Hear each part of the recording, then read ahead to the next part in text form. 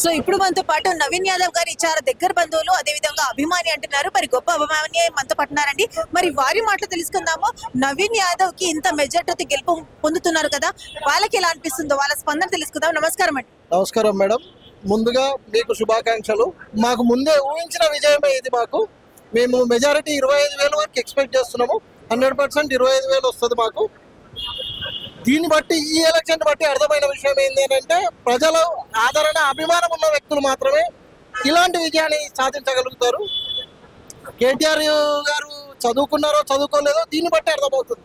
ఎంతసేపటికి చదువుకున్న వ్యక్తిని రౌడీ షీటర్ అని ఏదో ఫేక్ మెసేజ్ అన్ని సోషల్ మీడియాలో కోట్లు ఖర్చు పెట్టి ఉన్న డామినేషన్ చేద్దామని, వ్యక్తిత్వాన్ని కించపరిచే విధంగా ఫేక్ మెసేజెస్ పెట్టి డామేజ్ చేద్దాం అనుకున్నంత ఈజీగా ప్రజలు నమ్మలేకపోయారు వాళ్ళ అబద్ధాలను.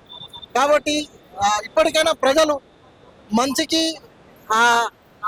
మంచికి ఆయన చేసిన మంచి పనులకు ఆదరణ అభిమానాలతో ఆయనకి ఈ పోస్ట్ ఇచ్చారు.